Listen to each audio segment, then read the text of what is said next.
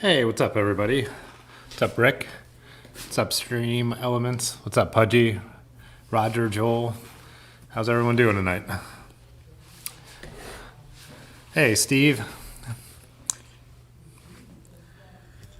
Yeah, snowy night here in Akron. Said hating the weather. Yeah, I walked over to the drive-thru to grab my grabbed a old leg humper from Thirsty Dog, kind of a classic. Local classic porter that's been around forever, but I've just been in the mood for dark beers lately. So yeah, walked over there, no weather, nothing at all. I think it was actually kind of sunny near sunset. That was after sunset, but it was still dark, clear. And I looked out the window right before I started streaming. We just got like a ton of snow. We got like an inch out here. Hey, what's up, Ben? Large Marge. All good here, but the weather, yeah, it's Staten. Yeah, I didn't expect that. They said in the forecast we might get an inch to a dusting tonight, and it was just coming down like crazy there. So we actually might be better off for riding, getting some snow, because today got warm, so all the bike trails will be unrideable with it getting warm and then refreezing. So if we get enough snow, it'll coat that and at least make the trails rideable again. It's a weird, I don't know, thing, or I don't know. You guys probably know this from trying to ride bike trails. It's here with the temperature not staying constant. Sometimes it just becomes impossible. I think I talked about this last week with all the footprints. You're getting rain on top of the snow. Wow. Yeah, here it's the temperature outside is 37, so I'm surprised how snowy it is. You'd think it could have turned into rain, you know. Yeah, the leg humper. That's what. Yeah. I was looking at this, or they had the Great Lakes porter over there too. What is the porter? The Edmund Fitzgerald.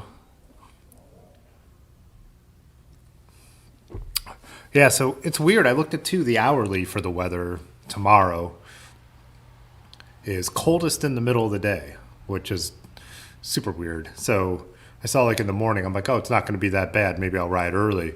And then at like 1, it drops down to like the low 20s. And then in the evening, it goes back up a little bit. So we have this weird, really weird weather patterns. But we already know it's weird if they're getting more snow in Columbus than we've been getting up here in Northeast Ohio. So frozen mix. Yeah, that's frozen mix where Rick is. That's the worst. Especially, well, to me, like I said, this temperature, but it's snowing. This temperature and rain to me is the worst because that's just unrideable. But yeah, slushy, icy mix is never fun either.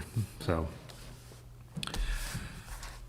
yeah, I was thinking with these streams how on Tuesday I was downstairs that maybe going forward without trying to lock anything in too hard, do one night like working on the bikes downstairs and then do one night up here where we could chat and I could control everything better and look at everyone's photos.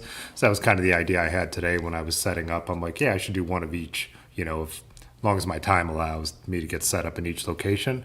I also realized on Tuesday, no one really said anything, but the quality of that stream was horrible. I had it set to like standard definition. It was only like an 800 by 400 stream. This is actually should be showing up in 1080, and I actually upped a bunch of the other settings. I tested my upload speed and all that kind of stuff and watched some YouTube tutorials on best streaming quality for YouTube and what YouTube recommends, and I was able to really bump a lot of the stuff. So I'm hoping that everything, well, one, looks better up here than it always does, but also then next time we go back downstairs, I'll make sure to double check all those settings and max those out for what I could do. Hey, what's up? What's up, Robin? Yeah. What else did I miss? Anyone else? Oh, Summit Perry's in here. How you doing? I did see a few, what everybody else is sipping on. I was actually talking to Robin this morning on Terry B's, his morning routine, the live stream. Let's see. We got a raspberry chocolate stout that Pudgy's drinking. Curious how that one is. Let us know.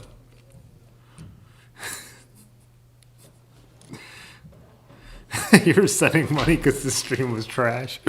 I got the robot hooked up again. I got something to mention about that guy too. Rick's drinking New Grist, a gluten-free Pilsner. I've actually never tried gluten-free beer. Lakefront Brewery. I've had some of their beer, never a gluten-free one, but I've definitely had their beer.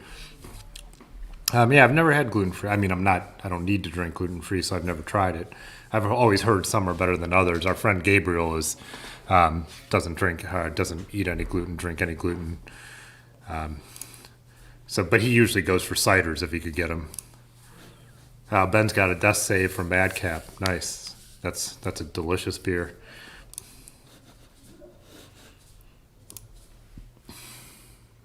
Celiac, yeah, I think our friend Gabriel has it too.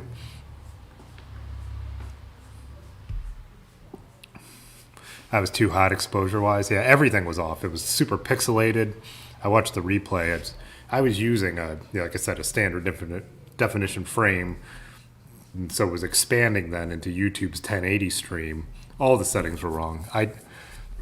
I don't think they were that bad before, so I don't know what I did to mess them up. It's never quite going to be as good from the basement, from my laptop. One in general, it doesn't have the CPU. Obviously, this tower computer I'm streaming on here does, but also just then the connection's not as good, so I have to lower stuff on both aspects. There's no dedicated GPU in that computer, which makes a big difference. That's one thing I switched for tonight, is I was able to offload all the processing to the GPU. So, what's up, William? How you doing? I was just looking at, I missed it the last stream, like I said, because from the laptop, it's just, it's hard for me to control the stream as well as I would like.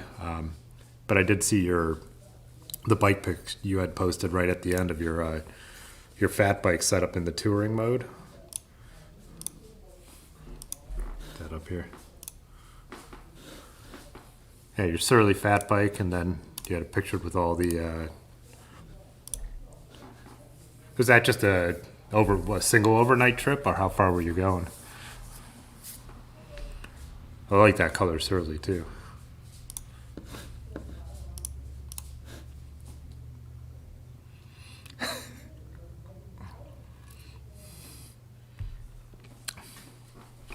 Tonight looks great. Sounds good too. Awesome. Yeah, I got the mic a little closer. That's actually it. It's in the bottom of the frame, and I was like, oh, I should move it out. Then I'm like, nah, it doesn't matter. I'd rather have good audio and get it nice and close. Roger's got the bourbon. Nice.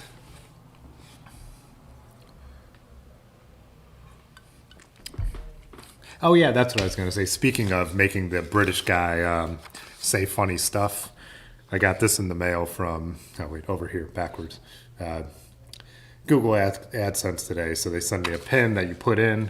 So now I am official on YouTube. So when you guys make the British guy say funny stuff, apparently I'll actually get paid for it. So yeah, that's a Tascam DRX40. I'm using it as an audio interface. So I'm using the mics that are on it though too. So I'm using it as the microphone and the interface. When I first started doing these, I was putting a mic real close and running it into that. The problem was I haven't figured out when I'm live streaming and it's acting as an interface, how to get it to work in mono so it goes to both channels. It was only going left or right, so people who were listening on headphones were getting really annoyed by it. Kind of strange when I'm recording with it. I could do so many things. I could overdub, I could multi-track, multi-channel, do recording, but for some reason when I'm streaming, I can't change the record mode, or I haven't figured out how you do that. So as soon as I plug it in, it just takes over. It goes into audio interface mode. An overnighter, William, nice. Yeah, Rick, I replaced a Zoom H4n, I believe it was, but I always had problems with the Zoom, and I found it unreliable, and other people told me, though, they make good products, but is Zoom the company, or is that the name of the device? I can't remember, but I'm much happier with the Tascam. The only difference is the Tascam doesn't have a 3.5 in, so for unpowered mics, I actually bought some of those VLXR adapters, but those are great because they give it phantom power too, so non-powered mics then sound much better with this once you buy that separate adapter. So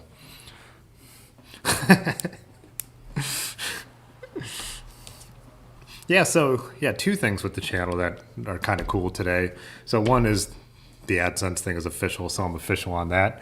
The other is Google notified me that now with 1,000 subscribers and in this area, I'm able to have channel memberships. So basically they could do like a subscription and then you give bonuses to anyone who subscribes. Obviously no one's obligated, and all the same kind of stuff that I do is still going to be the same. There would just be extra stuff if anyone was interested. You get a thing by your name, in these chats. Then also all those emojis we've had in the Discord. There's the link right there to the Discord if you're not over there. So all those emojis, we'll be able to use them in these chats too. So that's kind of cool. And then you make like levels of perks. I only did 2, and I named the 2 levels Ultegra and Dura-Ace. YouTube reviews it, so it's not live yet or anything. They have to go through it and make sure what you're offering as a perk is worthwhile. And I think I just did $2 and $4, but I don't know, like the channels I watch and that I'm a member of, it's like I like it where instead of just giving someone money, I like to either buy something or, there's some kind of those little perks that make it cool. So just kind of nice that the channel's getting a little bigger and has those options. Why not take advantage of them? If anyone wants to, you can. Obviously, like I said, there's no point doing like for a channel this size, like members only live streams or anything like that. To me, it's more fun the more people jump in here. So, but you get recognized if you do it, but that's about it. And about it for these live streams that I would plan to change. So Oh yeah.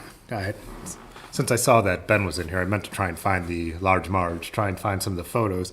I just realized that tomorrow is they have this thing called International Clash Day, and Kent is one of the cities that celebrates it, which is about 10 miles from Akron. So the last 2 years, me and Ben have ridden out to it. The first year he just rode with me part way, but last year we rode the whole way. And it was snowing like crazy that day too. And so we saw a band do a Clash cover set. It was a blast. And then we had some drinks doing that. Then we went over to another show where my friend's band Kill the Hippies were playing. And we had even more drinks. And then we decided before we ride home, we should eat something. But we ate something to sober up. We also had a couple more drinks with that. And I think Ben's shared. Have I shared them on here? I don't know, but I have pictures of Ben stuffing his leftover chicken wings in his jacket pocket. So, and we rode home in the snow, and I always forget to go back to that Strava because it must have taken us twice as long as it ever does. It was like thick snow. We were drunk. I think we both fell off the side of the path and like not hurt at all because into the deep snow a few times. But it was also just one of those things that like when I saw that should be tomorrow, another one of these, like I said, minor in the grand scheme of everything that sucks because of this pandemic, but just one more of those little things where I was like, that's like one of my favorite things every year now is to go and see this. It's a band, they usually do Pogues covers if you're familiar with that Irish band, but they do a Clash cover set for International Clash Day. And just, another one of those little things that sucks that we don't get to do. Eat and, tendies, pocket tendies.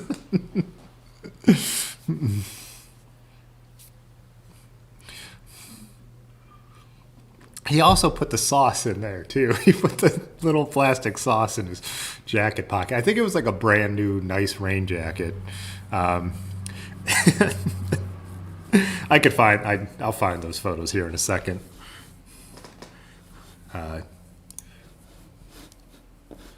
It's worth doing that.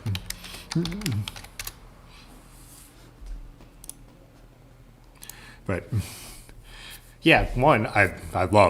I absolutely love the Clash. I mean, since I was a teenager, one of my favorite bands, and to see someone do all their songs live is just so much fun. And this band kills it at doing their stuff live.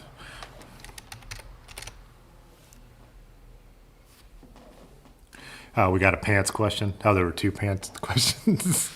Perks should have been pants for normal folks and no pants for members.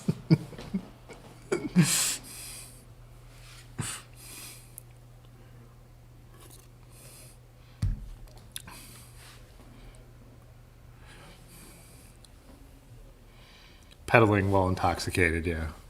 This night was not just pedaling while intoxicated. This night was pedaling while trashed. Spanish Bombs. Yeah, they did a lot of London Calling. Spanish Bombs, Clamp Down, Rudy Can't Fail. The year before I rode out, Ben turned around. It was freezing. It was like, and not the way below freezing. I think it got down into the teens.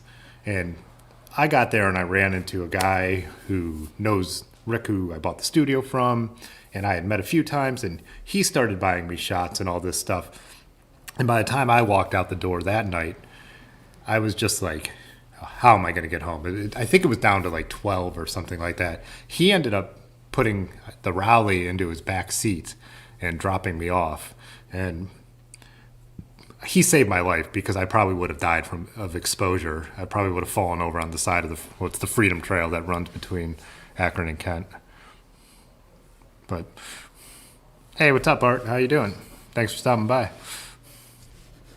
Members are required to not wear pants during all streams. That's exactly correct. Yeah.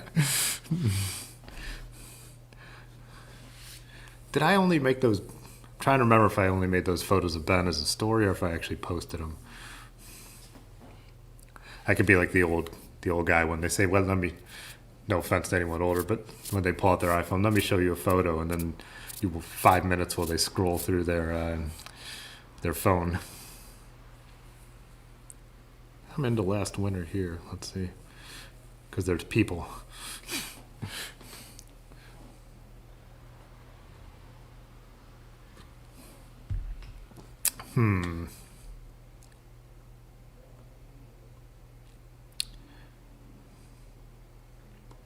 Must not have been a hard post.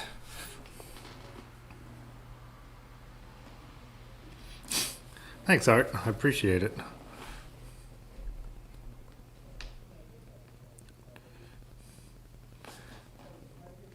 Huh. Can't remember where I put those photos. You do that now. I mean, we all do it now, but I like to at least recognize when I'm doing it and, like, you know.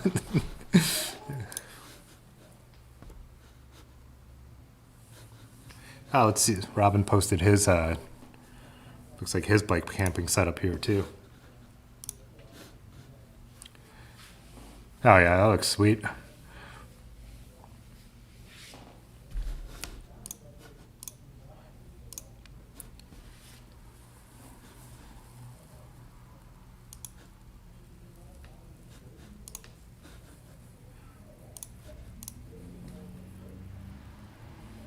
Nice.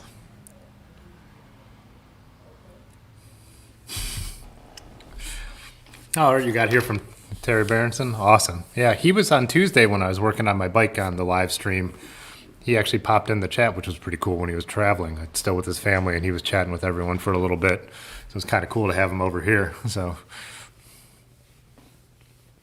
Crosby Farm in St. Paul. The trails were perfectly packed. Nice.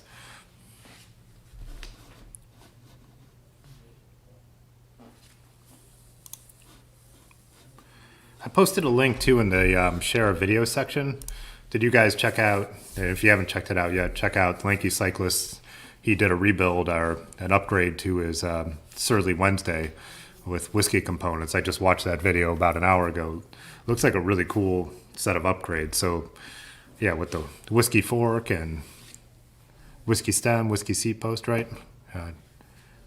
Dropped his, what did you say? You dropped it from 35 pounds to under 30. Looked like a really cool build.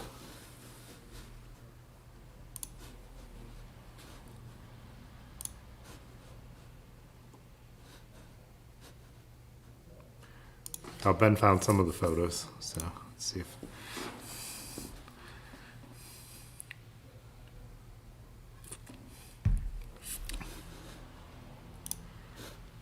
Oh yeah, this was Kill the Hippies. So this was where we went after we saw the Clash cover band.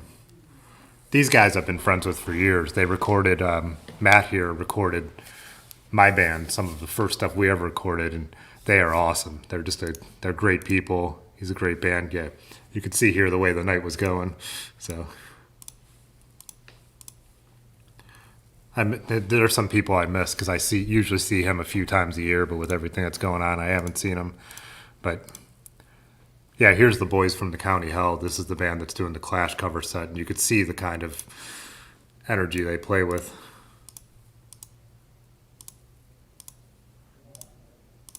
I can't believe I carried my nice camera out there and then got that wasted. Yeah.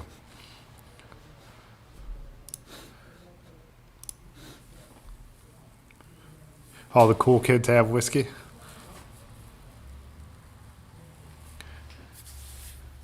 Yeah, Ben's he's got like kind of the opposite end of a whiskey build. He has that, he has his all city road bike with the whiskey fork and whiskey wheels and everything. Whiskey bars, whiskey bar.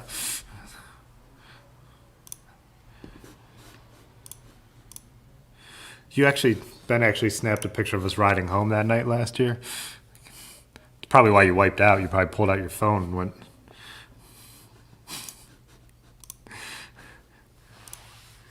I thought you had some photos too of me like just so happy eating like the whatever we were eating.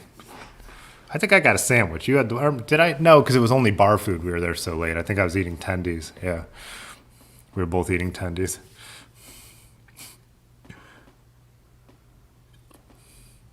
A dragon slayer, huh?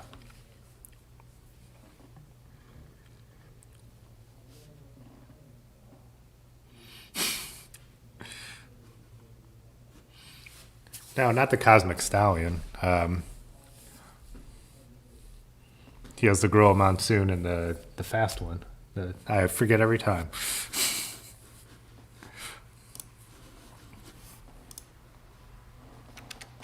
Let's see.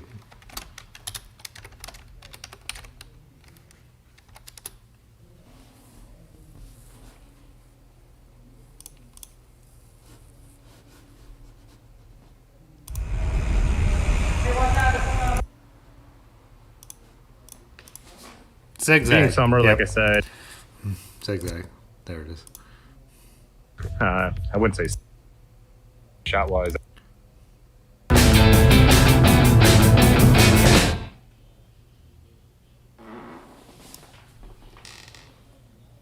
Yeah, there it is.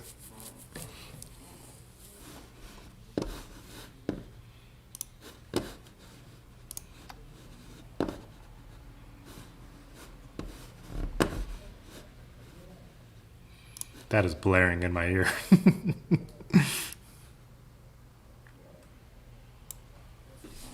Yeah, that bike is so cool looking. I love that. Oh, that was the other thing. Ben posted some photos of some of the shop builds they just did, and they're. Where are we there?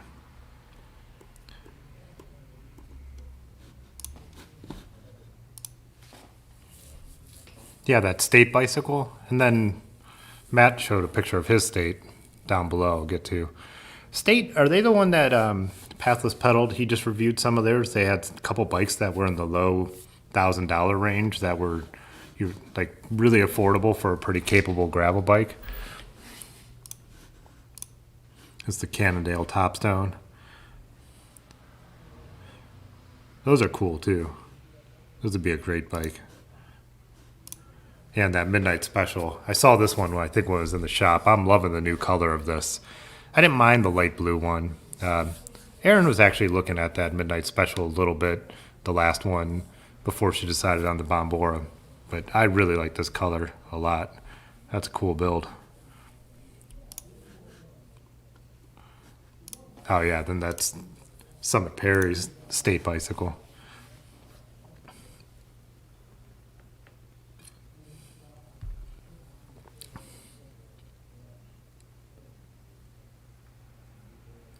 Super good value. 849. Wow, yeah. So yeah, I think that's what he's saying. Sub $1,000 build. So with the frames, I brought them up last time too, but must be in like the Fairdale like category of. Wait, that's what they do. They kind of brand, or they like kind of. What's that called? Third. It's not the word. Third party brand their. Some of the components. Look at this. Oh, this is Rick's Kona Rove NRB. Is that how you ride your book saddle, like pointed down? I almost always end up tilting my B17 slightly upwards. That looks like I have that same B17 on my Trek. Whoop. Oh, is this? Oh. Hi, there's Lanky's.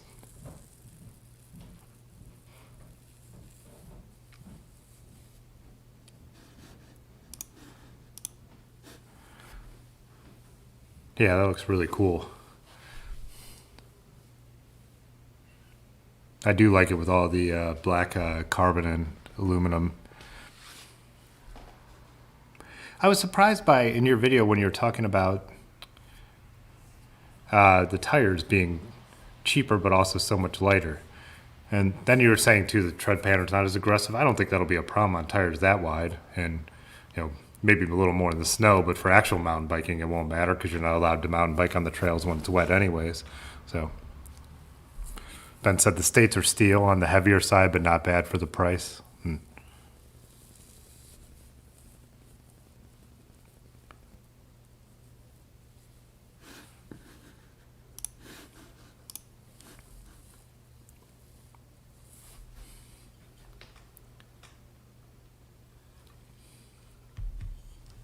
Oh yeah, Aaron has Yeah, Black Surly Pacer, not a midnight special. Yeah.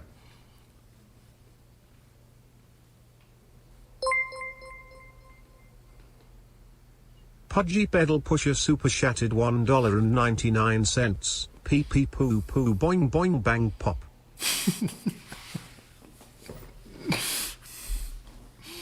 Oh, man. Super Shattered. I didn't know that was I don't think so either. Road pan racer on the ski trails is fine. I'm not laying the bike on its side. Not that good, yeah. I wonder why it's cutting off that when it appears on. Yeah. Oh, but yeah, that's what I was thinking. I didn't know that it sounded like that. I picked that, like I said, I picked that British voice because I thought it was funny, but I didn't know it would say super shattered, which is the best thing. Yeah, I'm just wondering why it like cuts off the top of the logo, but it doesn't let me enlarge that window. I'm over in that software that I could see that it's like cutting off the name. You must have shattered again. Oh, there we go. Just had to click it just right.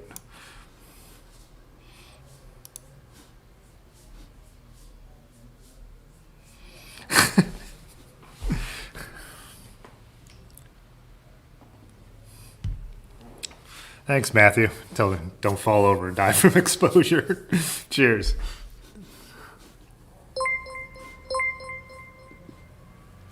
Matthew Ebrey Super Chatted $5. Stay safe out there. Stay safe out there. Don't fall over Don't and fall die over from and die from exposure. Keep doing your thing, man. Keep doing your thing, man. Cheers. Thanks, man. Did that echo the playback to you guys? For me, it sounded, it was like saying it twice.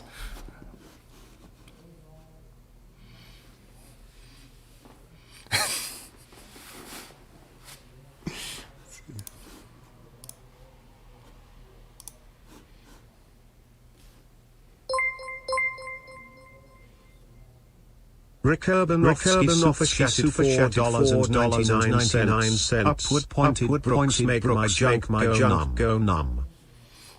Yeah, getting the echo. I don't know why. I didn't change anything. Huh. Yeah, see, I know I mean, normally a normal saddle tilted up would make my junk go numb, but something about the Brooks and the way it ends up, I don't know, I sit on the back of the Brooks saddle and it doesn't have that effect on me, whereas a normal saddle, that'd be a problem. Yeah, that was trippy. Where's it pulling the second audio from? Oh, I have an idea. Jump into settings. Audio. No, shouldn't be doing that.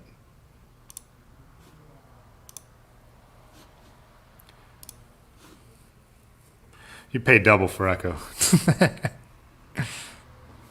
Yeah, coffee outside. Well, I think more up your way, actually. Joy Machines was doing it a number of times. Some of our friends had ridden up. And then I think, so Joy Machines is, are you familiar with them? They're up on, got my brain, right outside of downtown Cleveland, right across the river. But yeah, and they were doing some out on Whiskey Island and some in the woods. And then I think, what's Brent Shop's name? Why am I drawing a blank on everything? And Hudson, all around cyclery, had been doing some. Yeah, nobody obviously right now. Well, I don't know if anyone's doing them right now. I haven't seen them, but yeah. So those two shops were like doing groups. Yeah.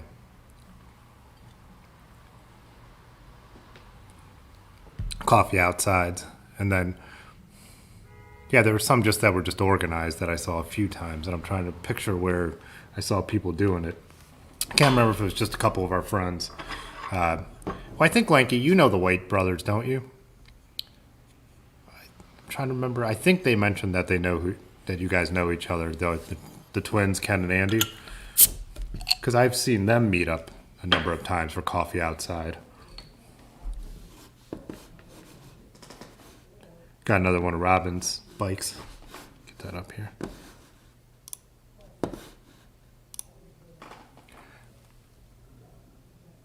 Surly, what Surly is that? Open the original, see if I could read that. Oh, Karate Monkey? Yeah.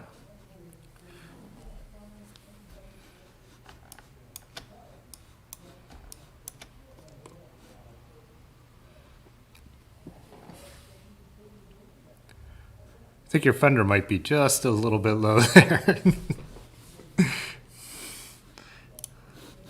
Oh yeah, speaking of fenders, I wanted to see if anyone had a solution for Rick and what he posted. Was that in the chatting section?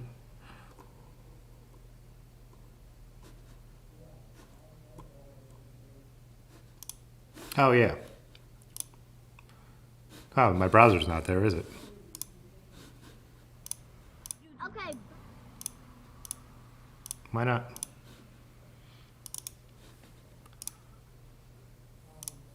There it is.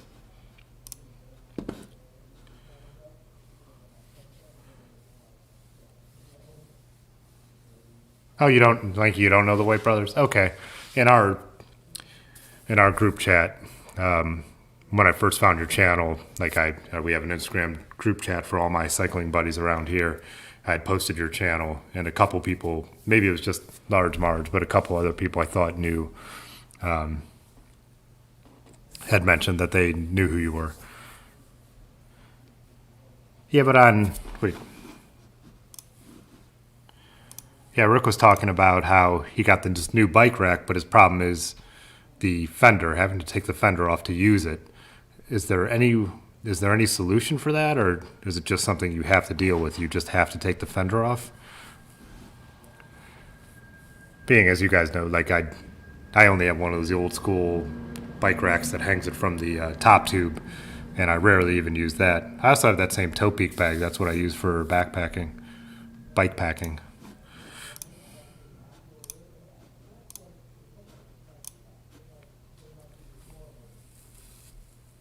Oh, Robin said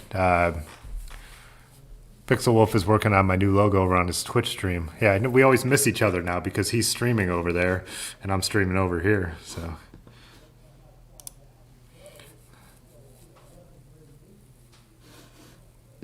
he could run the fender behind the fork. Oh, yeah. Just not have it come all the way around. Yeah, I know. I'll have to go back and see if I could see Danny's video after. I think his stay up, don't they? Twitch, I'm just starting to get a little familiar with. I was actually watching a Twitch stream earlier tonight as I was eating dinner and finishing up work. I posted a link to it in the Discord, but yeah. But I don't know all the ins and outs yet. Yeah, I always get the notifications when Danny goes live and I keep missing him. But yeah, the logo he's making for me is so rad. I'm so excited for it. So he's been sending me the drafts as he's been working on them.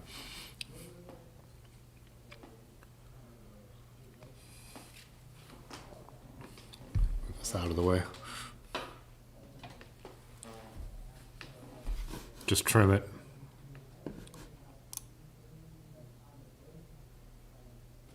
Oh, I got this. Oh, here we go. This is from the this is from International Clash Day, so a year ago tomorrow. Will actually be a year ago, whatever. But yeah, Ben with his wing and wing sauce in his 45 North jacket pocket. So saving a chicken tendy for the ride home from International Clash Day.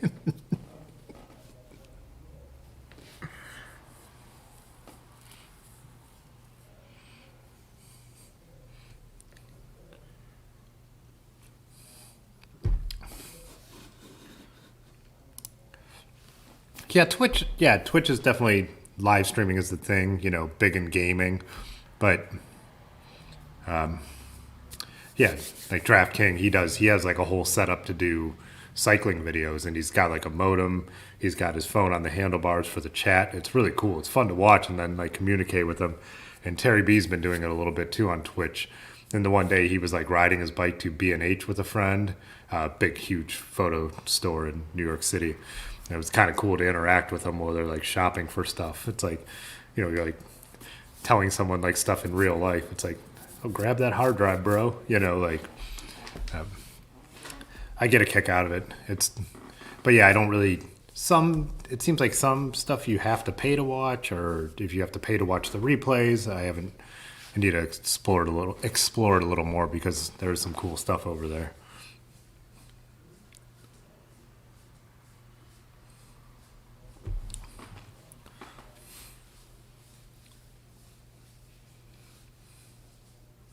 Matthew Bray says he loves Idol's performance on International Clash Day.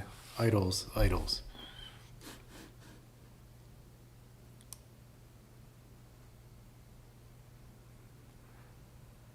Do I know?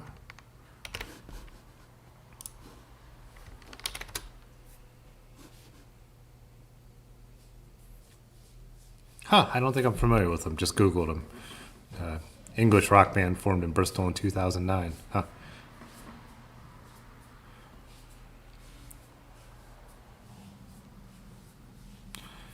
Lanky asked if I'm able to live stream on mobile at 1,000 subs. I have not looked into that. I know live streaming from the cell phone isn't very effective. So, like even what like these guys are doing that I was mentioning, like DraftKings and Terry B, they're actually not like really live streaming from mobile. They're using like basically like small, like almost computer setup, basically the way they have it running. So I think because DraftKings was using OBS, which is the software I use, and I think he was originally using a Raspberry Pi and running Windows. So he was basically streaming like you would just normally stream. That was to Twitch, granted. So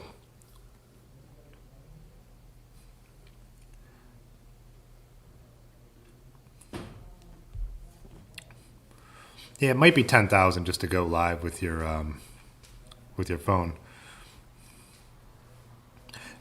Hey Matthew, I'll definitely check out Idols. Yeah, got them saved up here now. Bookmark that.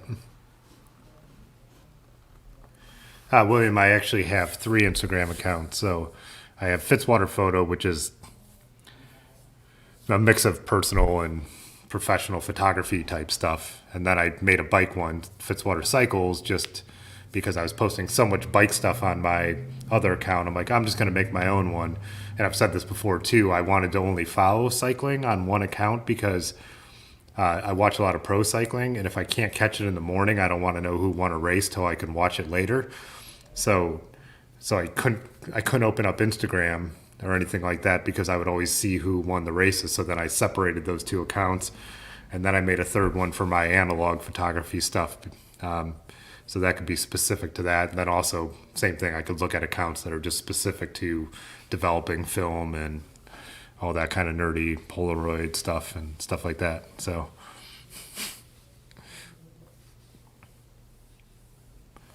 yeah, so it's interesting. So like for Twitch streamers who do it like in real life, like the ones who are really doing it, like I think Terry has 2 modems in his bag and all the extra battery packs, and now he's done it with 2 camera angles and stuff like that. It's like a whole. I find it fascinating. That's the guy I was watching tonight when I saw a stream the other day. He was describing a setup with the miniature computer and all this kind of stuff. It's pretty cool sounding.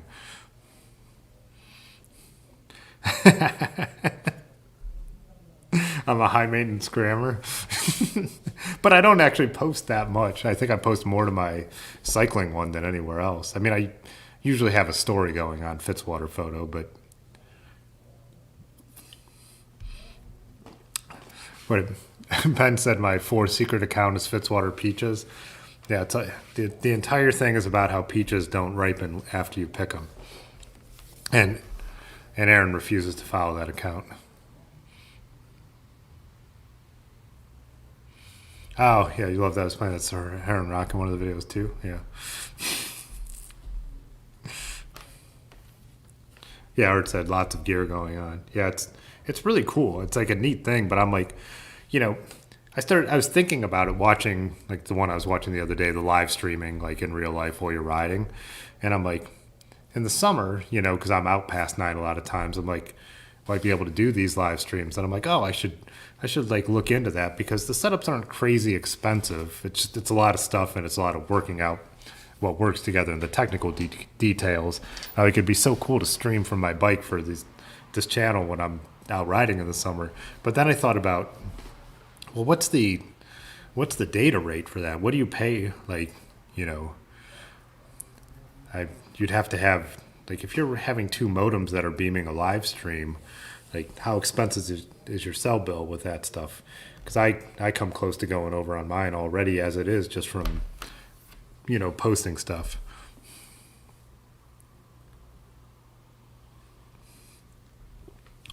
Get that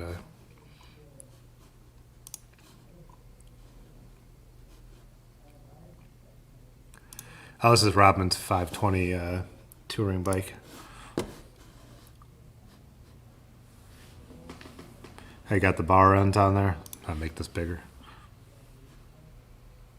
How you got the you got a Dustin Klein Slow AF sticker and a Party Pace sticker on there. That's perfect. And the same bandana that I'm wearing right now.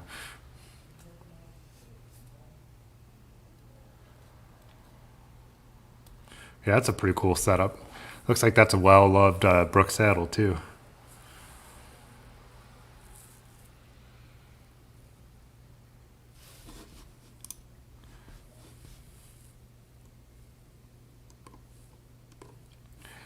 How old is that bike?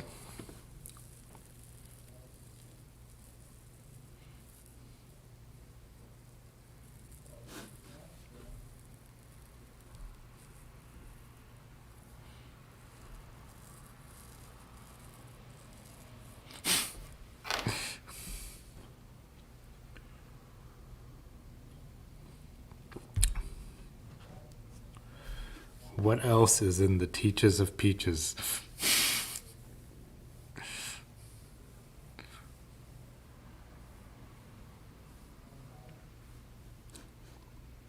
Trying to keep up with everything.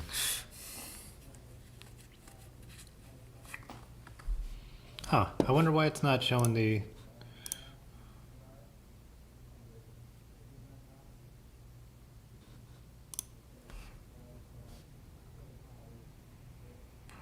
It's like a 2016. The new one can fit a 2-inch tire. Huh.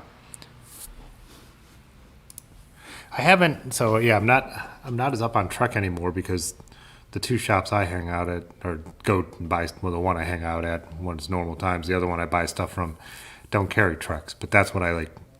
Grew up riding. But yeah, they've kind of kept their naming system for a long time, huh? So. Because my Trek touring bike is a 500, but it's from 1983. So,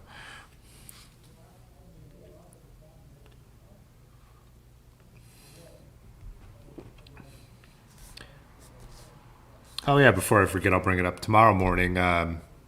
So, since we finally got Erin's bike finished up, I have a video coming out where me and her sat down and we kind of talked about what she ended up putting on it. We have the complete bike, so I shot a lot of like slow-mo B-roll of what the bike looks like now. Talk about all the components, and I talk with her about her experience of building the bike. Would she recommend that someone build a bike up themselves or buy a complete bike?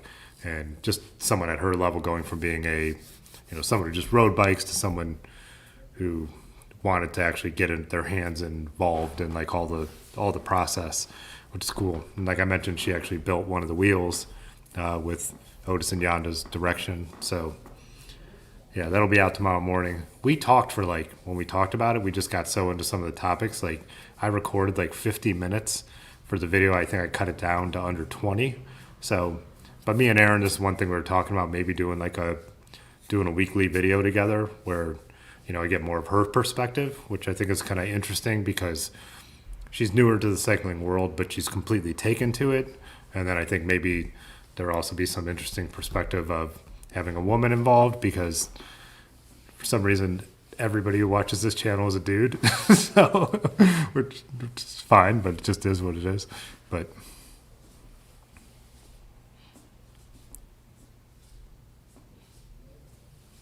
I think your oldest, Pudgy's oldest bike is an 86 Fat Chance. The 520 is their longest running model. The vintage ones are still touring decades later. Yeah.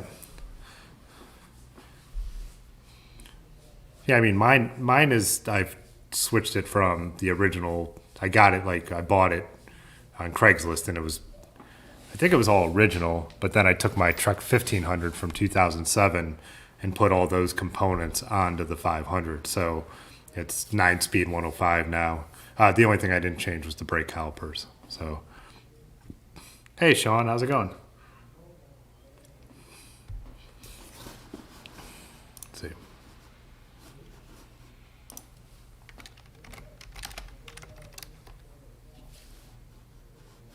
Wrong button.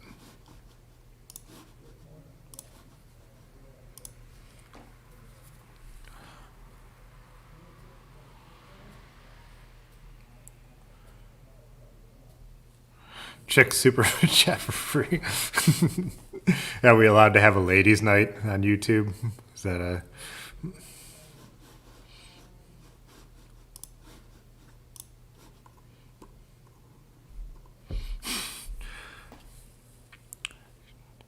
We're lost my place here in the chat. 920 and 1120.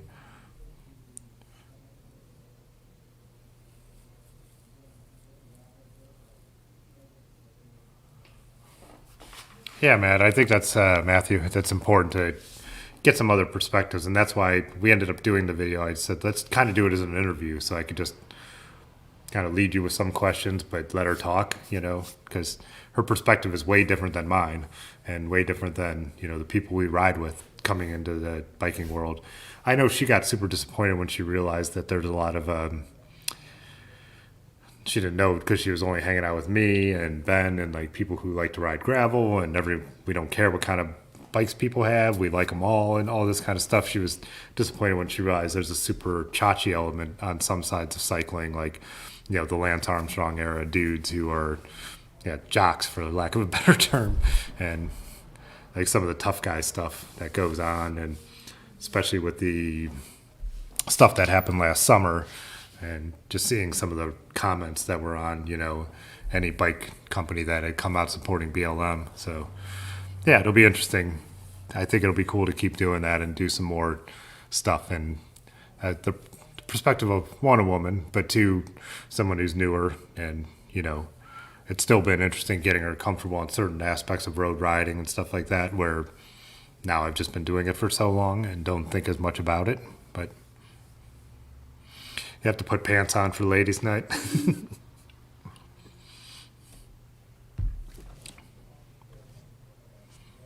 Alternative Cycling Network just did an episode on cycling elitism. Yeah, and then too, the guy he had on his, just Russ had on Pathless Pedal the other night from People for Bikes was really interesting too. I think they called that one Build Enthusiasm, not enthusiasts. And that was actually, we watched that last night because I went over to get more B-roll for the video. I wasn't happy with the footage I had of her bike. So,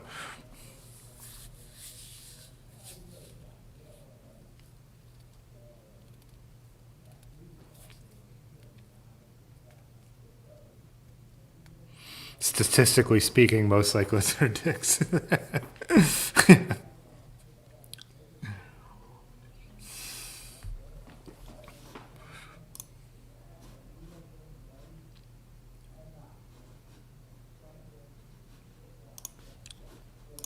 Oh, that's what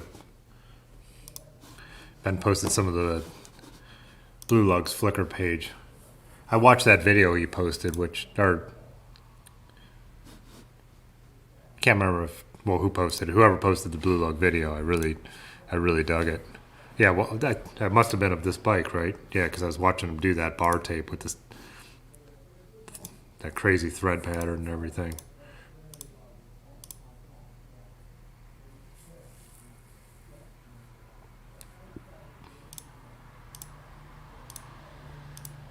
No, it wasn't this one because that was a SRAM build that I watched, but yeah, still, that's really cool.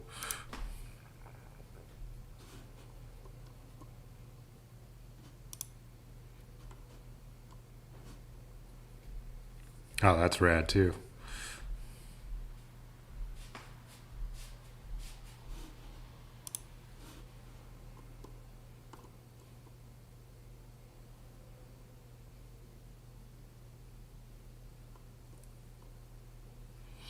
Oh yeah, check out that link on the Discord Ben posted. That's a bunch of cool stuff on here.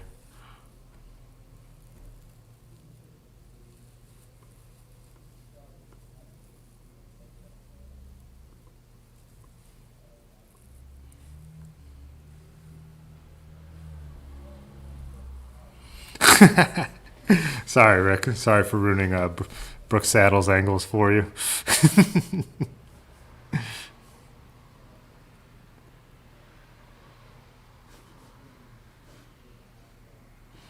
Yeah, that's cool stuff. The videos they did, or the video was awesome. That was so fun to watch. Just super chill, like, but really well shot. Like really, well done.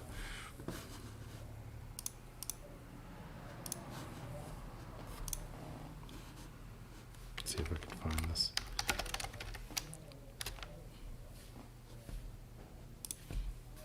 Nope. It looks sad.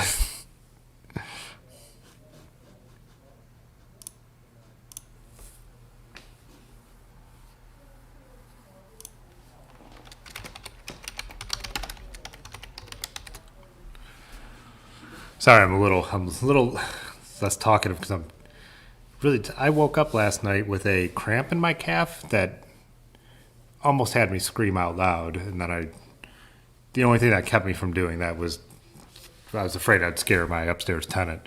But yeah, I don't know what it was. I haven't ridden as much this week, so I don't know if I've just been too stagnant. But I woke up in like probably the worst cramp I've ever had in my life. And I've never had my calves really cramped, but the whole entire lower leg was just like locked, and it took felt like 2 minutes to ease up, and then just had a rough go of it trying to sleep after that. So yeah, now I'm getting a couple beers and I'm a little tired. Yeah, there's my 500.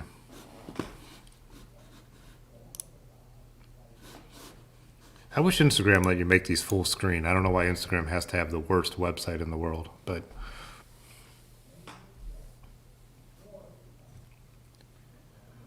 oh yeah, we got caught in the rain this day. That's why I have the cover on the Brooke Saddle. We were riding out to Kent. Actually, it would be the same route that we go to for Clash Night, but went over to the train tracks and had a couple beers outside there.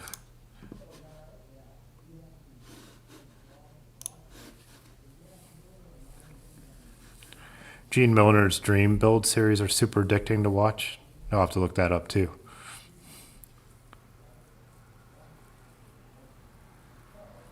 Trying to see if I had a good. Oh, there it is. My dehydrated. I think so too. I've had on Tuesday night. I was putting them away, so I was wondering if the cramp came from pointing the Brooke Saddle up too high could cause cramps. So I don't have it pointing crazy high. So here it is. This is my cyclotouring mode for the Trek 500, and in its current build. But you can see it. It definitely is more up than level. Like whereas, you could actually put a level on a regular saddle. But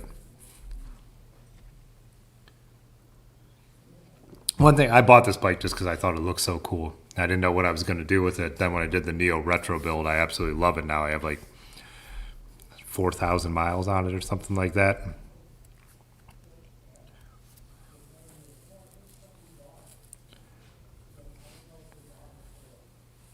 I wouldn't mind getting.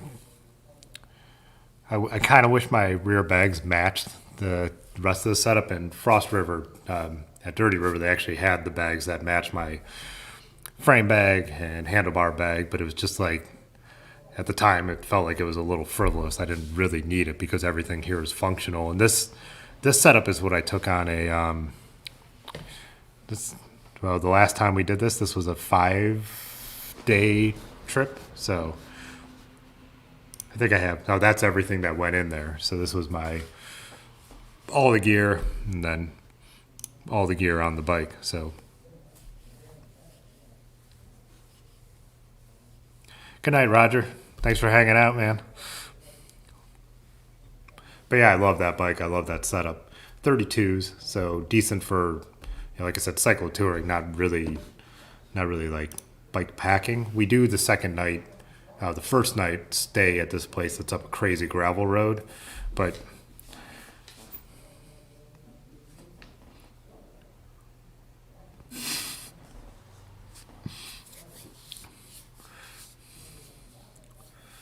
Pudgy said after shoveling all day, had the worst hamstring cramps he could remember. Yeah, doing anything different too is usually what does it. Oh, Robin said looking at that bike makes him want to do long miles on long days, tired of slogging through the snow. Yeah. Yeah, I talked about this on Tuesday, but this one, I dropped a link, but this guy, Follow Thomas, he's in Florida, and watching him do bike tours right now, and the one was to Key West, and I'm just like, I love the ocean, but I don't even need the ocean. I just want that nice weather. Yeah. And next week looks awful here.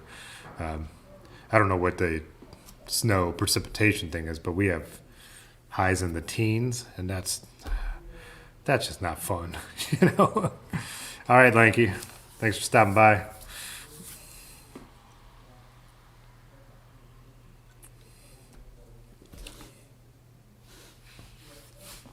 What else do we got? Oh, yeah, that's what I was going to pull up. We were talking about Danny earlier, too. So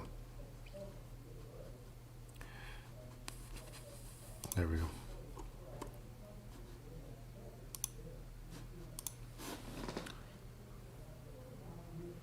Come on.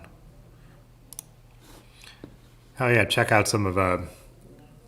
so he dropped the link in the Discord in the buy-sell trade section. But this is some of the stuff he's put up for sale, and I love this. I love this Goblin. I actually ordered this T-shirt. He calls it the Chiller. But yeah, it's pretty sweet.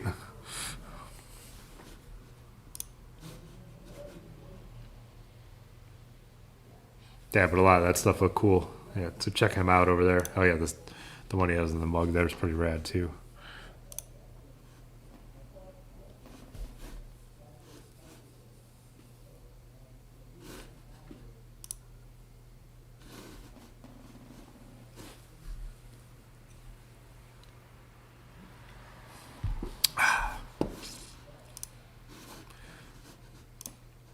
Did you guys post any other bike pics, or do we have anything else up there now?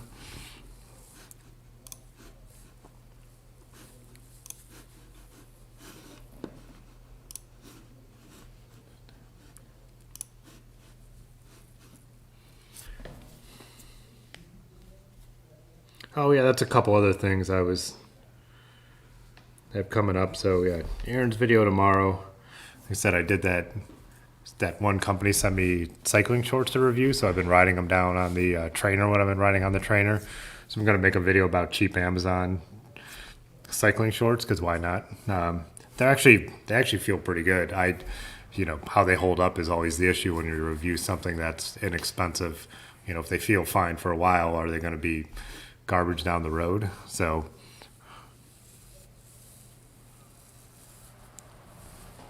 that'll be interesting. I want to try, and this will take better weather, but my new camera, it's sitting out here, my R5, I just realized it has this, I noticed it earlier, but no webs I've seen, I tried to search YouTube videos, I tried to search the blogs, nothing, that it has electronic stabilization like a GoPro would. The camera already has really good optical stabilization in the sensor and in the lens, and it's really good for photos. You could hand hold really long exposures, which is unusual, and it does decent job for video. But then it also has the electronic stuff with the GoPro, and nobody's talking about it. So I thought that'd be a cool video. It wouldn't necessarily be for, that's more of my nerdy camera stuff, but I figured the best way to test it would be riding a bike, so we could still do it with cool bike footage and see if is this something people should know about and be using who own this camera? So that's one thing I have in mind, but that's a weather issue because the camera's weather sealed and all that, but it's a it's a $4,000 camera, so I'm not going to ride in snow and ice with this thing in my hand. But when the weather's a little nicer, it'd be nice to see how much it really does work, because I do use my DSLRs when I'm out riding and stuff like that. So, oh, there we go. Got a couple more from Robin. Okay.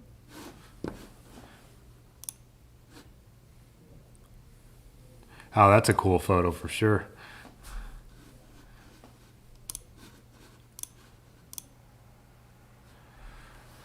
Oh, see, that's the kind of snow riding that looks fun. That makes it look. I do want at least once this winter and to get out to the mountain bike trails. It just the timing has been wrong. It's always been they've been closed every time I wanted to go. Usually on a Monday, like on Ben's day off.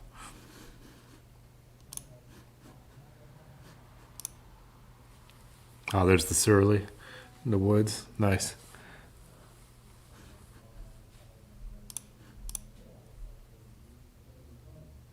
Oh, that's nice setup for full shopping mode with the trailer and everything, huh?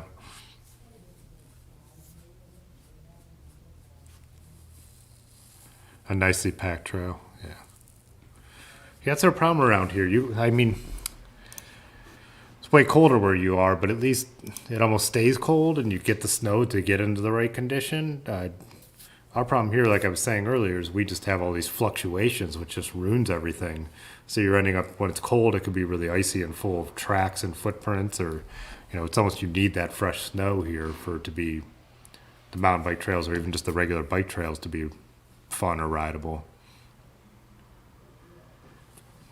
Pudgy says the Brothers cycles frame didn't pan out. They sold out in an hour. Wow. When Erin was getting her on board, like the cross, that's a couple of the sizes were like that. She was checking the website multiple times a day for like weeks, waiting for them to pop them on there. Then you put a picture of that Brothers frame you were trying to get up. You posted it up in here.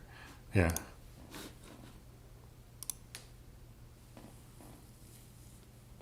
Yeah, that would have been rad.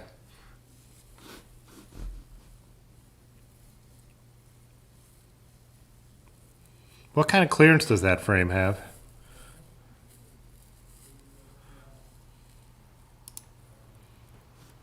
I would guess like 2 inches or something. Did the browser go away? Oh, were you guys not seeing that? Why is that happening?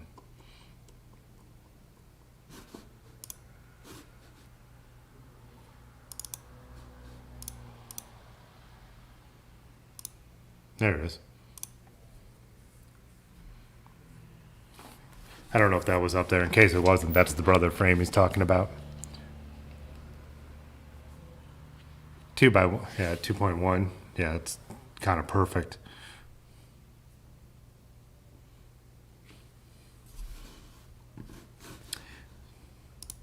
Yeah, I don't know if I ever do upgrade. I mean, that's definitely what I would want. Something that could, it's like a gravel bike that could clear about 2-inch tires.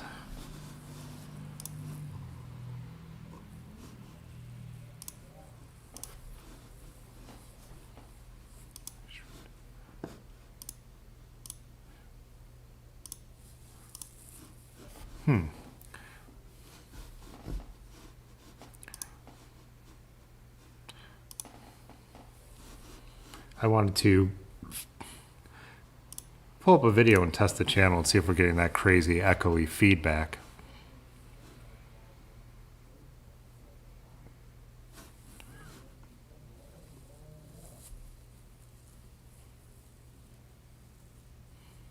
Oh, you saw it, then it went black. Yeah, that's such a weird...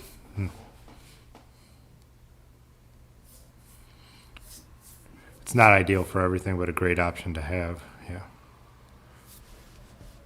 Well, that's one thing I was talking about, too, when we were looking at it. Been reading, going to get some focus. There we go. The All-Road Bike Revolution by Jan Heine. If you're familiar with Bicycle Quarterly, like that's who wrote this, but it's really interesting because, when he says all road bikes, he means what we're now calling gravel bikes, but they just did it for, Bicycle Quarterly has been like extolling the virtues of these kind of bikes since before people were calling them gravel bikes. But, talking about that, how tire size, like up to a point, is not slowing you down, like being comfortable is being faster. But one of the things I really like about it is that's what he's talking about. He's like, you should be comfortable. You should be able to have fenders. You should be able to put a bag on your bike, and that doesn't mean your bike has to be slow. And he's like, I'm not talking about dropping your friends on the group ride. He's like, but performance bikes that perform, are more fun to ride, and they're more enjoyable. So it's a really good read. I've been reading some Bicycle Quarterlies anyways, even some old ones that Otis had given me, but kind of all that information in one place is really interesting to read, and his perspective on it. And it's kind of, you could read it as somebody who doesn't know a lot about bikes and how to figure out what you should be riding, or as someone who's been riding forever. He's someone who's always been at the forefront of trying to change the perspective that you need to be in a horrible, like, slammed position on 25 millimeter tires with 120 psi to be fast. And he's like, that's not the case. And yeah, and some of his thoughts on tire tread patterns, because they also are the owners of what used to be Compass, and now it's Rene Ers, however you pronounce it, the French. But yeah, so they make those tires too, super supple, modern style tires. Modern in the sense that it's something that's coming back into fashion, Yeah, I was thinking I wanted to just pop up a YouTube video and see if I'm getting that crazy. It's meat. It's red. Oh.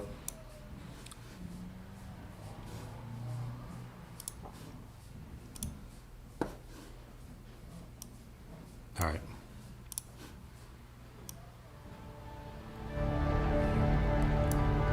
I'm not hearing the weird echo. Are you guys now? Let me know. There's no other way for me to test this, but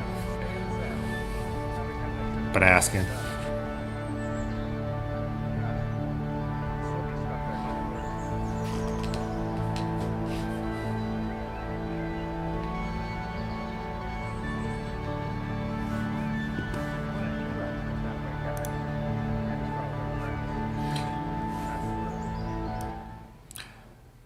Turn it down. This video is from my slow roll ride the other day. This thing took so long to upload. I uploaded it in 4K. Yeah, see, I'm not hearing it now either. So why would it have been doing it before?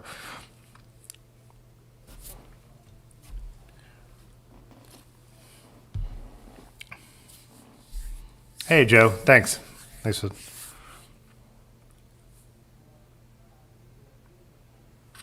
Oh yeah, Jan's been huge on tire pressure as well. He pretty much says go as low as you can until the sidewall would collapse on it as hard as you would corner. And Otis at Dirty River has been trying to impress that upon all of us forever as well. I'm gonna turn that desktop audio way down. Oh, those new proposed Amtrak lines. Man, I hope that happens someday. There was, under that stimulus, and what was that, after the financial crisis, when Obama was president, Congress passed all that money for exploring those routes, and they had money in that to put the one right down 71 from Columbus to Cleveland. Yeah. And Ohio turned it down, and they had to match at like 30% or something super low. I get so annoyed with the Amtrak thing, so turn this. There was a bunch of skiers out the other day. Got that audio way down low, but might as well have this on in the background. Why not, right? But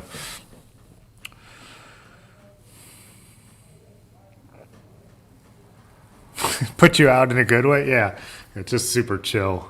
But yeah, the Amtrak thing, like the argument that's always made. In like the budget terms of things against it is that like it's subsidized and it costs so much money. But what do you think? How do you think freeways work? Your car is subsidized. You don't buy a car and then build the roads to get everywhere you're going to go. And it's one of these arguments that you hear it and it makes sense. You're like, Amtrak doesn't make money. Like it has to be funded by the government.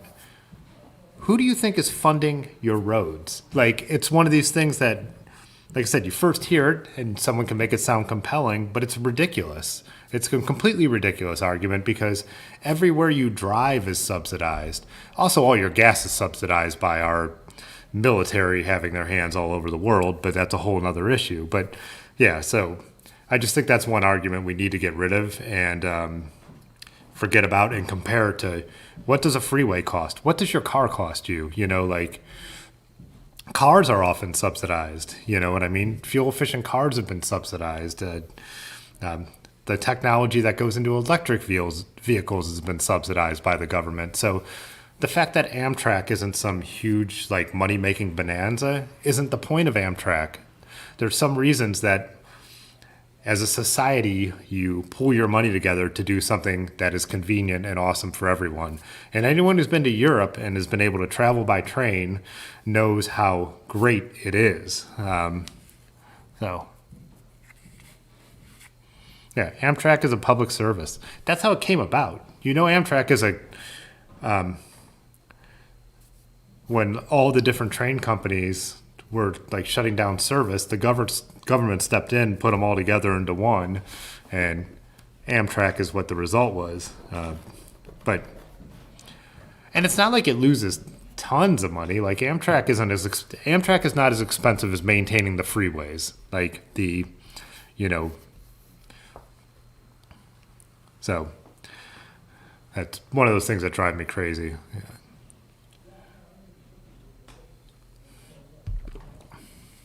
Also, the economic activity, if you want to go with the more conservative argument that it would generate, pays for it. It definitely does on the East Coast.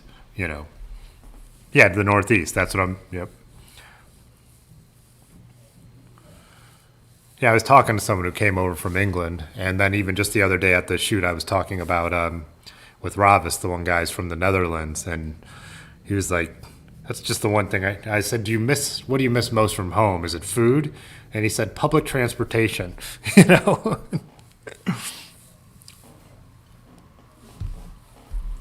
I need to, since I got this video running, I need to run to the bathroom real quick before we wrap it up. So I'll turn the volume back up and be right back. Use the community post today to share a video from this time last year. And there was a copyright claim on the video, which is interesting. So I noticed that there's ads on the video, even though I don't have it monetized. So basically, whoever owns the copyright to the song could choose to put ads on my video for their own benefit. Which is fair. It makes sense. When I was making those videos, I did take the song from a website that allows you to use in non-monetized videos. I'm sure the artist uploaded the song and then released it somewhere else later, and forgot that they had put it on this website. I could actually counterclaim if I wanted to, and they would probably release the copyright for not monetizable. There's no reason.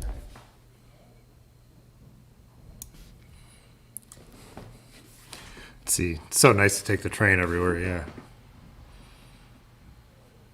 Yeah.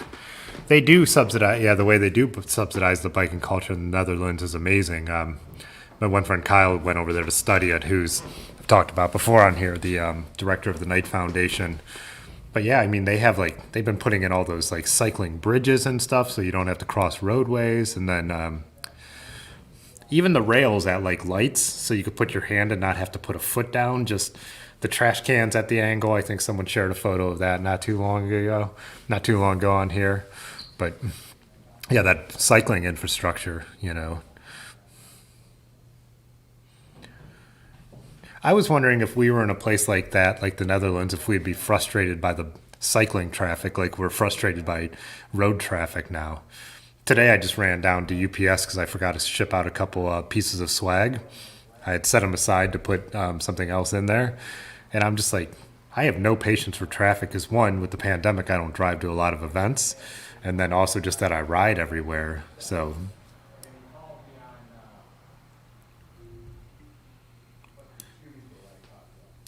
If anyone watched this video and you're wondering why I'm kind of talking in the background, but it's not really audible, it's because originally I thought I was going to make this one of my ride and ramble videos, and then decided to just go more the music route, but I still wanted some of that snow sound, so I just left it in there. Probably a, I don't know, bad choice, but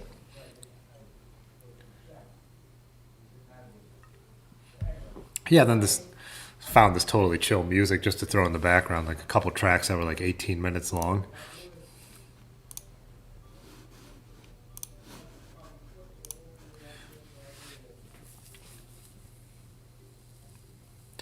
Yeah, that would be so cool too, thinking of like if they did the Amtrak to Columbus and Cincinnati, too, also doing that ride one way and jumping on the train and coming back.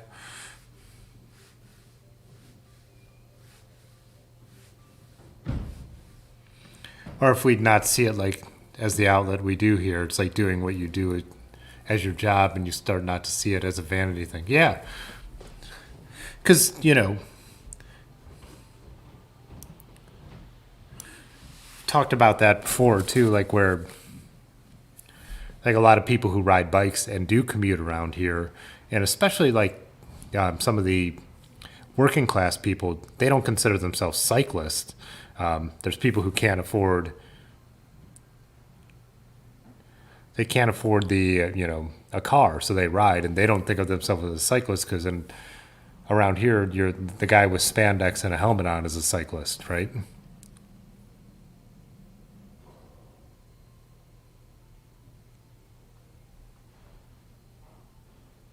Yeah, well, how do you ride to Cincinnati and take the train back? Robin says having a little camera audio in the background helps add some dimension. Even if the folk, yeah, see, I always feel like you need a little bit of that sound, so.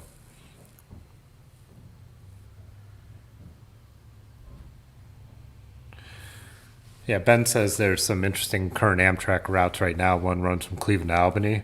And then me and Aaron did do the Gap Trail from Pittsburgh to Cumberland, and we took the train one way. And they had the bike racks in the train and everything, and it cost an extra $15 or something like that. And it was awesome just to ride one way and take the train back. And plus, train travel is so enjoyable. It's decent on the Amtrak when we were on, especially in Europe, like on the TJV, the high-speed rail. I think this is another thing I've talked about on here, but it's probably when it was just me and the two Bens. But yeah, when we went from the north of France to the south of France, and we got there, and there were people in our seats, and we tried to say something, and they didn't pay attention to us, pretended like they either didn't speak English or pretended like they didn't. And so we went to try and find one of the people for help, and on our way we came across the bar car, which is this big windows and just super cool, and the seats face the windows and only like a couple other people in there. Erin like put her head down on one of the tables and passed right out. I ended up sitting there and drinking a few beers and free Wi-Fi, listening to my music, watching the speed of the train get up over, what was it? I can't remember. A couple 100 kilometers an hour though. So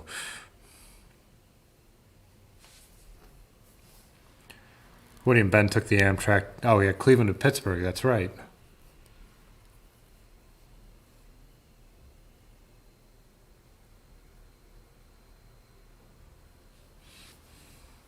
Yeah, and here even we have the scenic railroad that runs through the Cuyahoga Valley, in which we've done, but it's really slow, and it's more like a touristy way to travel. But even doing that, like riding up one way somewhere and then sitting on the train in the air condition and looking out the window after a long ride, especially in the summer, it's a cool thing to do.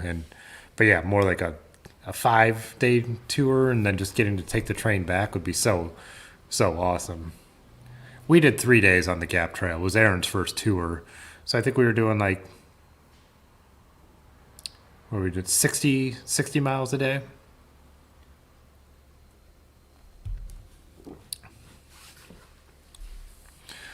The C&O, Robin, is that. So the Gap Trail goes from Pittsburgh to Cumberland, and then from Cumberland to Washington, D.C. becomes the C&O, Canal Towpath.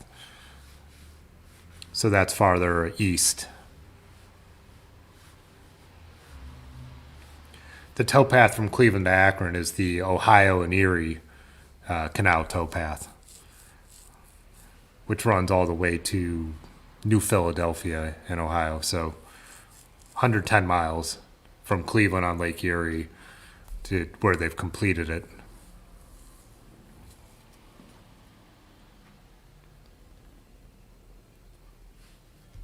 In Ohio to Erie, what OTET, OTET, that uses the towpath to Massillon, but then it's across the whole state.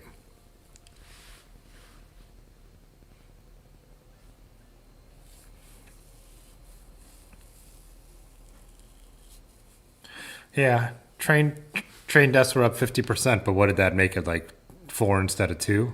I mean, the most dangerous thing you could do every day of your life is get in your car. There's like nothing statistically more dangerous than driving your car, you know.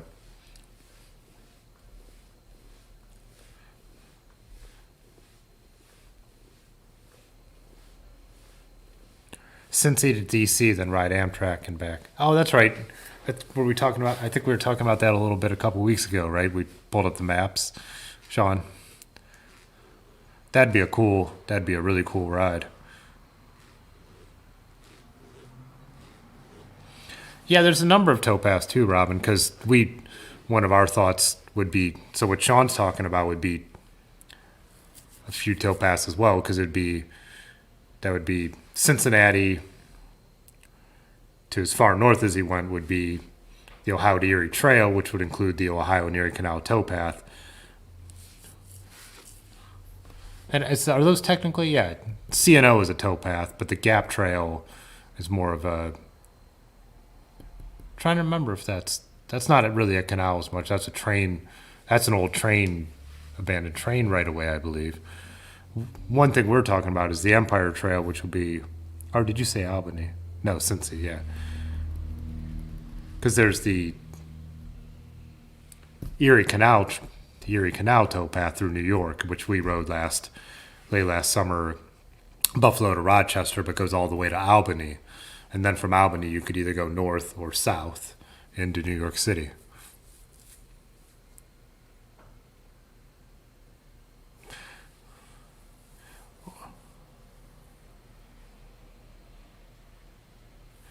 Oren said your points about trains should be obvious in a town full of decommissioned rubber factories.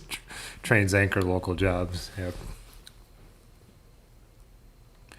Sean, one thing to keep in mind, if you've never taken the train, that train, when me and Aaron did it, they are often very delayed. And yeah, because we had to get up in Pittsburgh at like 6 in the morning or like 4 in the morning, and we kept getting notifications that the train was delayed. And then I read about it. And so that line that runs between DC, Cumberland, Pittsburgh, it runs on freight lines, and it has to pull over for freight traffic onto side tracks. So it often gets delayed, which is technically illegal by law or by I read something a while ago, and now so it might be a little foggy on it, but passenger trains are supposed to have the right of way, but the freight trains don't observe it, and it's basically like an understood game of chicken. So they're not really playing chicken, but it's just become the norm on that line that the passenger train pulls over, even though it's not supposed to have to. So we were delayed by 5 hours, I believe. And when we talked to the people around us, they said delays of an hour to 5 hours are not unusual on that line. So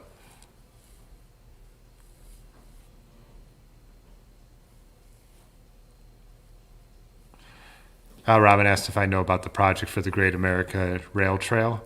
Yeah, I do. Yeah, I've been following that, and I follow some of the accounts that are involved in that on Twitter.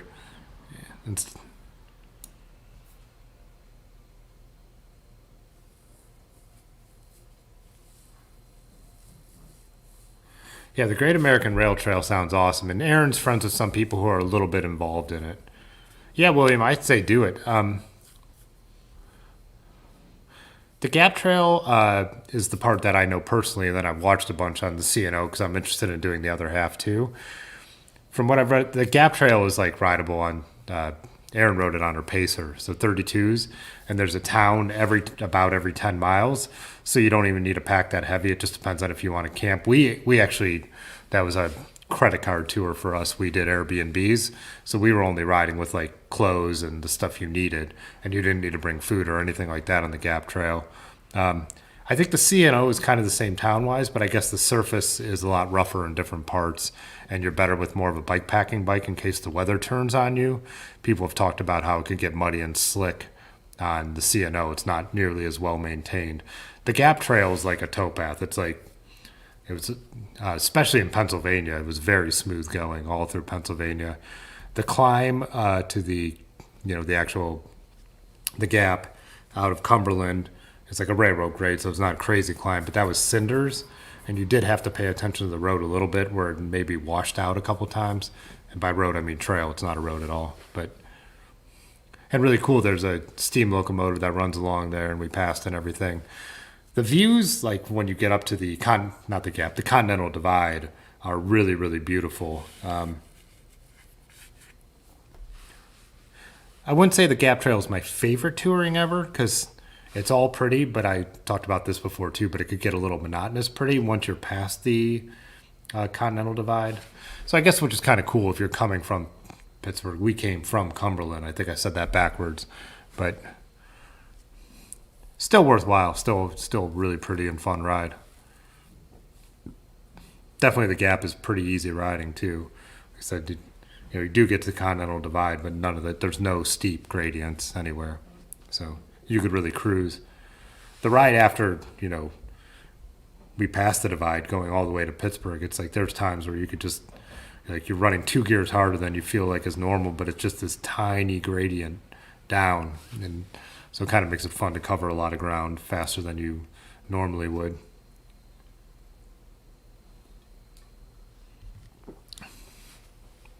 Yeah, I don't know. I'm still on the fence about what we should do this summer because we've been doing 4th of July bike packing trips, just basing it around there because I usually don't have a lot of photography work, and then Ben could get a couple days off from the shop. And same with Erin.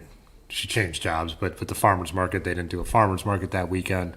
So, but yeah, like the idea of riding from something like Buffalo or Rochester to New York City on a trail.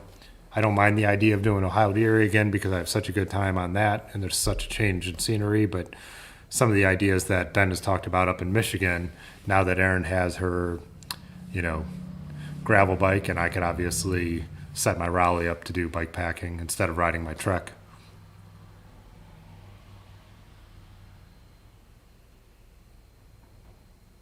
Oh, Sean says about Amtrak pulling over because CSX owns the lines. Yeah. Going through mountains in West Virginia takes forever. Yeah, there's some... I'll have to go back and read it, but I actually read this study that the Amtrak runs faster under Democratic administrations than Republican administrations.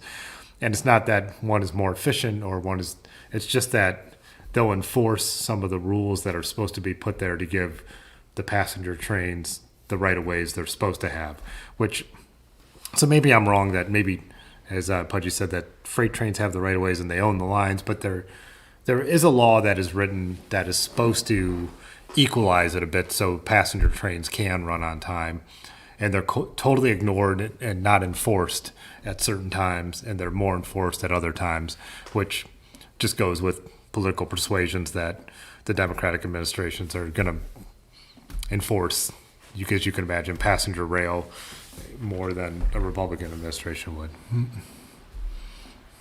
Yeah, I know I should do this slow roll in the background, right? It's kind of nice. Gives something to look at.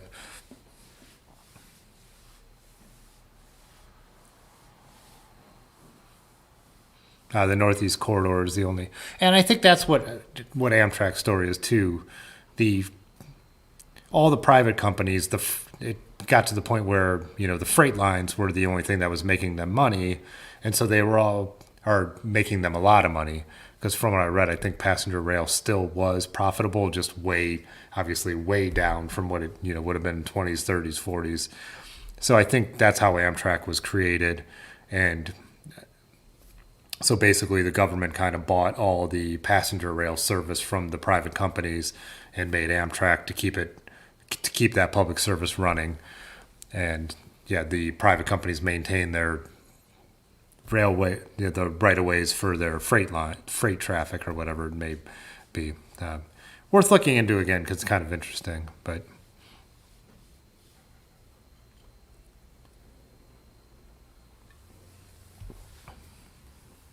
yeah, and I watched the documentary too, where originally too all the trains were different colors, all the engines were different colors of the early version of Amtrak. I think Amtrak actually had a different name early on, but is that Conrail?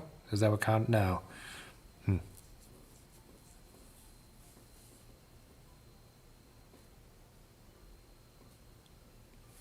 Yeah, regional regarding priority, and the Midwest passengers will never outprofit freight, for sure.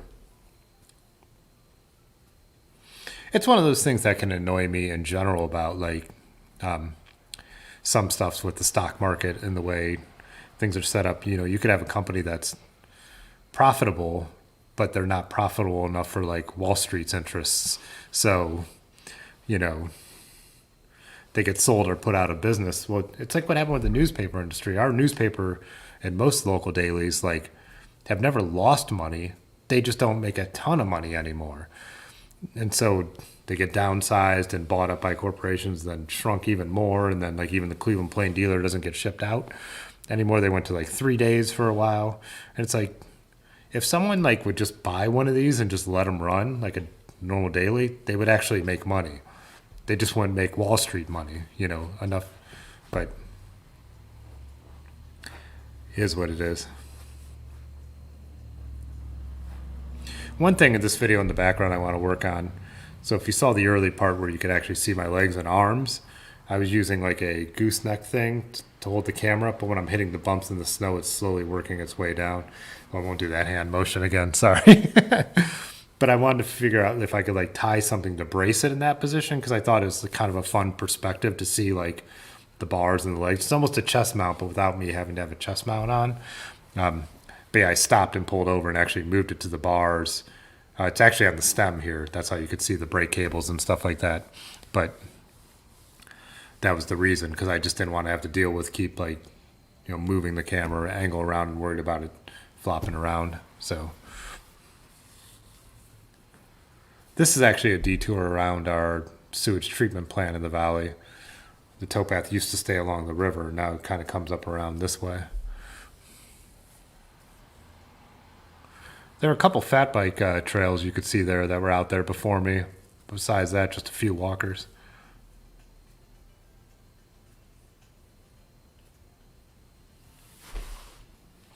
It's not slipping in the mount. Think of a gorilla pod.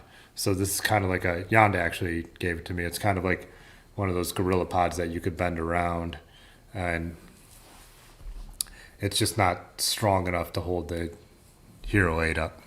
It just kind of slowly goes down. If I'm not paying attention, it'll be real slow. And then I look and it's just pointing at the top tube or something. But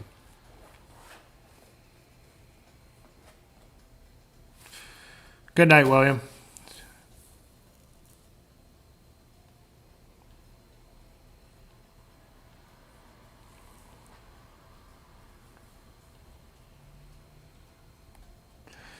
I thought I saw it.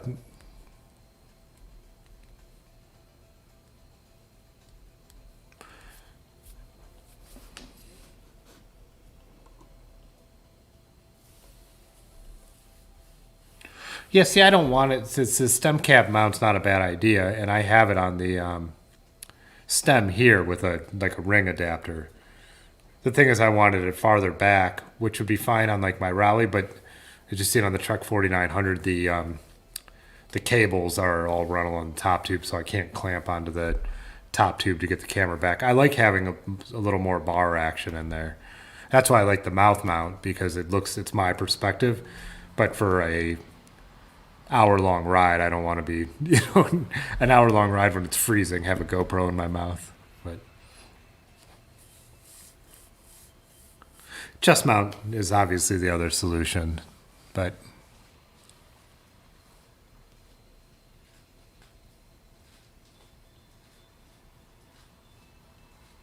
I see one thing I like about having it mounted on the bike, like I was saying, where I had it coming up from the, it was actually coming up from the seat post.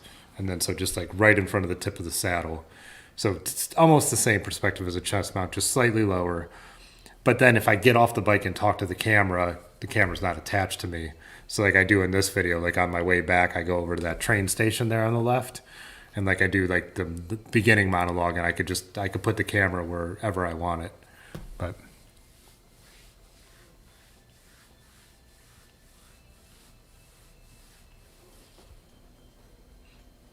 both the bends coming through on the mounts.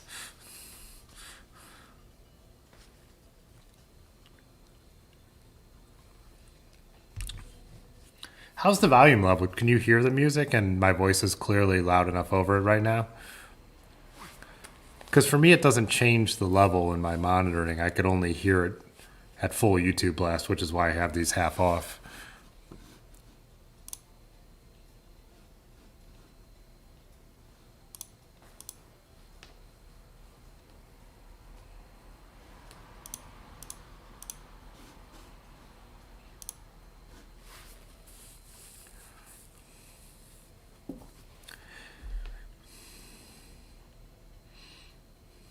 Never mind, take pudgies, I'll keep using mine. I can't hear the video at all. That's fine. I have it real low. I didn't want to have it competing. Turn it up a tiny bit.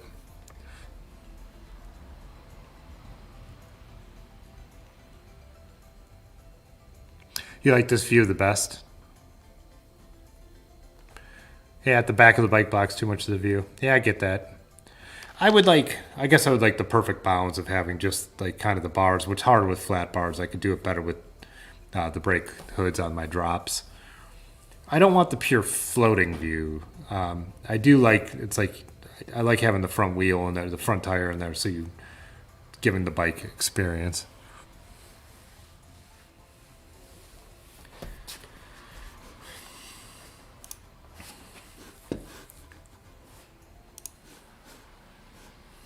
Anyways, 10:40. Yeah, I'm going to wrap it up. I'm exhausted. Glad everyone hung out again. Always a good time, good conversation. I love seeing where it goes. Great photos shared in the Discord. Like I said, 7 o'clock tomorrow, we'll have the video with Aaron. Going to try and do something over the weekend. The weather's really going to depend on if I get a different video up or not. But yeah, I like the idea of doing a weekly video with Erin. It'll be up to her if we want to keep going in that route. So, yeah, you like seeing the bars. Yeah, I think it's kind of, it adds an element, it's just not, I don't know. I think it gives a speed element too with the tire, seeing the tire move, like more of the motion. But yeah, guys, I don't know. I'll see you, video tomorrow, but Tuesday night too. Like I said, maybe we'll do Tuesday will be shop night. Thursday will be up here and hang out and talk about stuff night, and maybe do some of these long rolls just to play in the background. I think that spur of the moment idea that kind of worked out pretty well. So, all right. Peace.